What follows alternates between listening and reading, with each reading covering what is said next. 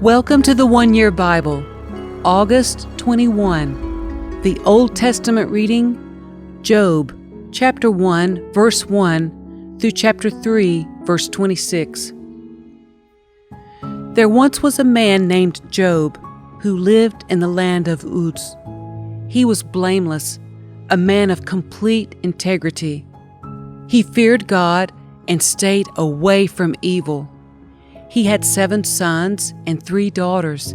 He owned 7,000 sheep, 3,000 camels, 500 teams of oxen, and 500 female donkeys.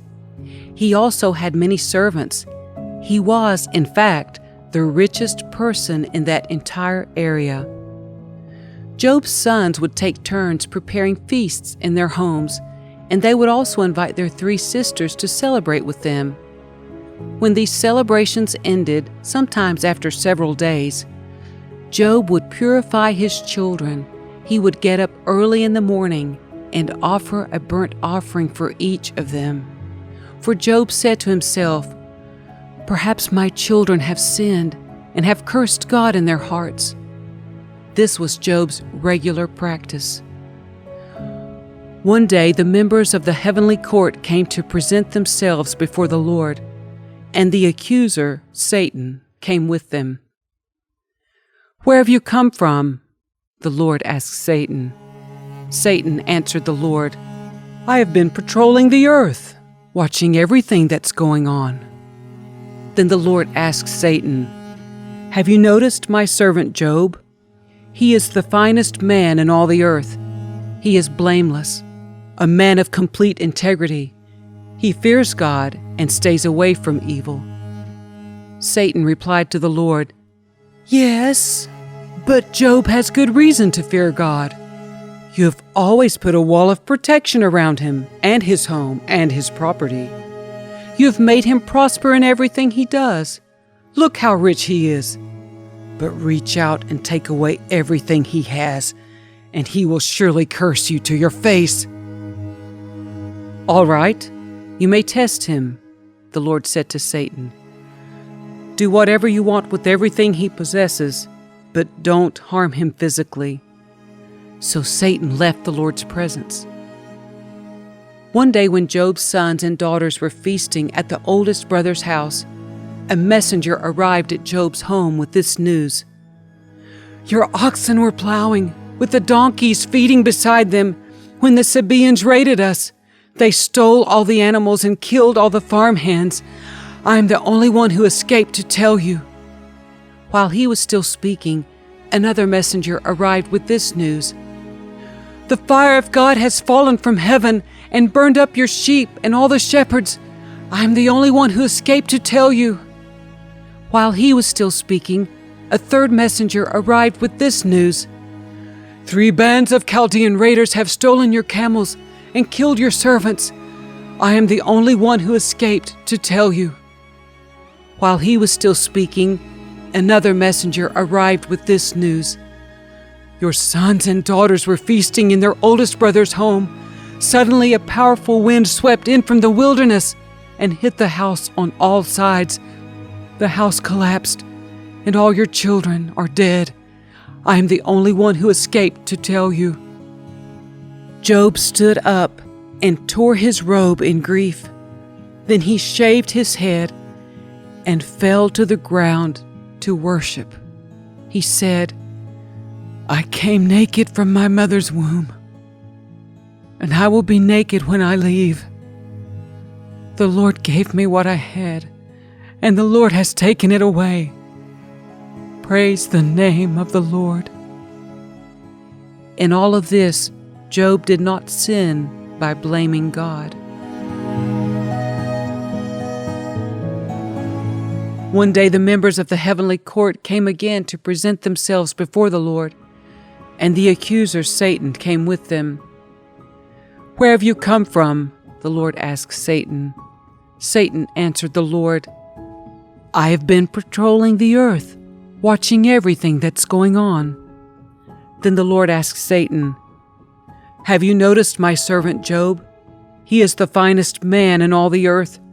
He is blameless, a man of complete integrity. He fears God and stays away from evil. And he has maintained his integrity, even though you urged me to harm him without cause." Satan replied to the Lord, "Skin for skin. A man will give up everything he has to save his life. But reach out and take away his health, and he will surely curse you to your face." "All right, do with him as you please," the Lord said to Satan, "but spare his life." So Satan left the Lord's presence, and he struck Job with terrible boils from head to foot. Job scraped his skin with a piece of broken pottery as he sat among the ashes. His wife said to him, "Are you still trying to maintain your integrity? Curse God and die." But Job replied, "You talk like a foolish woman. Should we accept only good things from the hand of God and never anything bad?" So in all this, Job said nothing wrong. When 3 of Job's friends heard of the tragedy he had suffered, they got together and traveled from their homes to comfort and console him. Their names were Eliphaz the Temanite, Bildad the Shuhite, and Zophar the Naamathite. When they saw Job from a distance, they scarcely recognized him. Wailing loudly, they tore their robes and threw dust into the air over their heads to show their grief. Then they sat on the ground with him for 7 days and nights. No one said a word to Job, for they saw that his suffering was too great for words.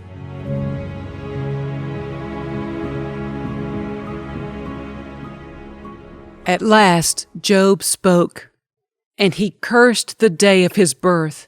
He said, "Let the day of my birth be erased, and the night I was conceived. Let that day be turned to darkness. Let it be lost even to God on high, and let no light shine on it. Let the darkness and utter gloom claim that day for its own. Let a black cloud overshadow it, and let the darkness terrify it. Let that night be blotted off the calendar, never again to be counted among the days of the year, never again to appear among the months. Let that night be childless. Let it have no joy. Let those who are experts at cursing, whose cursing could rouse Leviathan, curse that day. Let its morning stars remain dark. Let it hope for light, but in vain. May it never see the morning light. Curse that day for failing to shut my mother's womb, for letting me be born to see all this trouble. Why wasn't I born dead?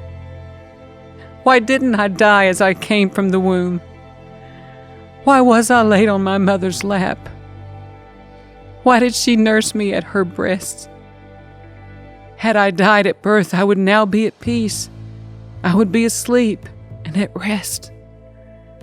I would rest with the world's kings and prime ministers, whose great buildings now lie in ruins. I would rest with princes, rich in gold, whose palaces were filled with silver. Why wasn't I buried like a stillborn child, like a baby who never lives to see the light? For in death the wicked cause no trouble, and the weary are at rest. Even captives are at ease in death, with no guards to curse them. Rich and poor are both there, and the slave is free from his master. Oh, why give light to those in misery, and life to those who are bitter?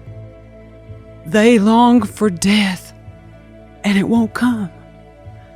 They search for death more eagerly than for hidden treasure. They're filled with joy when they finally die, and rejoice when they find the grave. Why is life given to those with no future, those God has surrounded with difficulties? I cannot eat for sighing. My groans pour out like water. What I always feared has happened to me. What I dreaded has come true. I have no peace, no quietness. I have no rest. Only troubles come.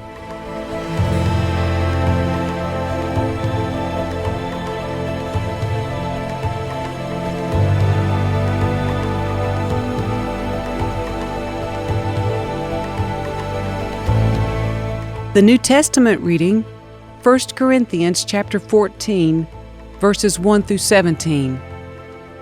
Let love be your highest goal, but you should also desire the special abilities the Spirit gives, especially the ability to prophesy.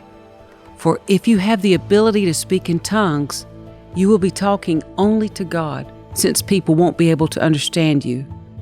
You will be speaking by the power of the Spirit, but it will all be mysterious. But one who prophesies strengthens others, encourages them, and comforts them.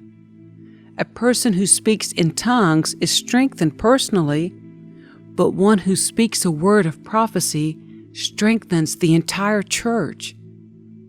I wish you could all speak in tongues, but even more, I wish you could all prophesy. For prophecy is greater than speaking in tongues, unless someone interprets what you are saying, so that the whole church will be strengthened. Dear brothers and sisters, if I should come to you speaking in an unknown language, how would that help you? But if I bring you a revelation or some special knowledge or prophecy or teaching, that will be helpful. Even lifeless instruments like the flute or the harp must play the notes clearly, or no one will recognize the melody. And if the bugler doesn't sound a clear call, how will the soldiers know they are being called to battle? It's the same for you. If you speak to people in words they don't understand, how will they know what you're saying? You might as well be talking into empty space.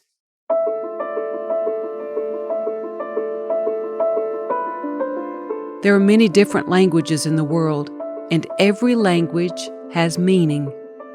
But if I don't understand a language, I will be a foreigner to someone who speaks it, and the one who speaks it will be a foreigner to me. And the same is true for you. Since you are so eager to have the special abilities the Spirit gives, seek those that will strengthen the whole church. So anyone who speaks in tongues should pray also for the ability to interpret what has been said. For if I pray in tongues, my spirit is praying, but I don't understand what I am saying. Well then, what shall I do? I will pray in the Spirit, and I will also pray in words I understand. I will sing in the Spirit, and I will also sing in words I understand. For if you praise God only in the Spirit, how can those who don't understand you praise God along with you? How can they join you in giving thanks when they don't understand what you're saying? You'll be giving thanks very well, but it won't strengthen the people who hear you.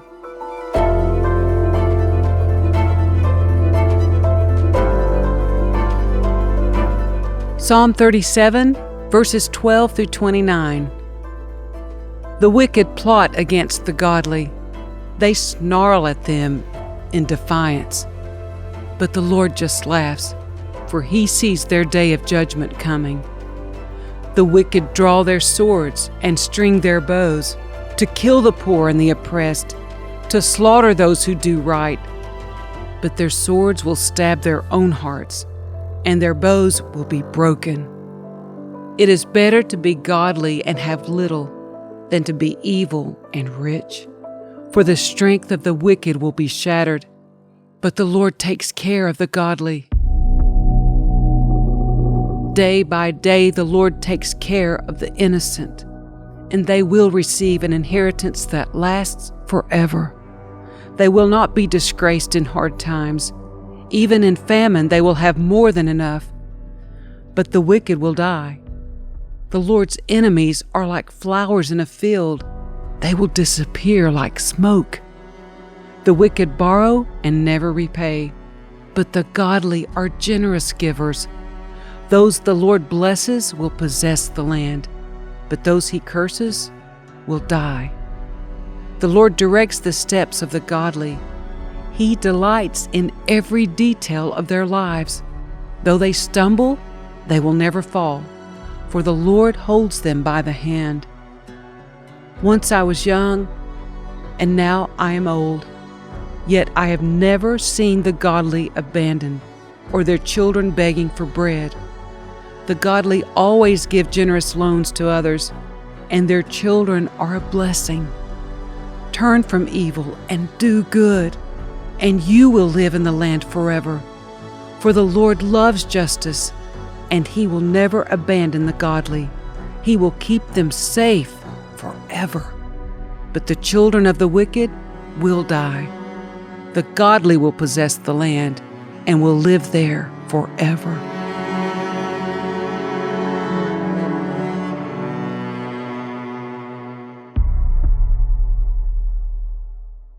Proverbs 21, verses 25 and 26. Despite their desires, the lazy will come to ruin, for their hands refuse to work. Some people are always greedy for more, but the godly love to give.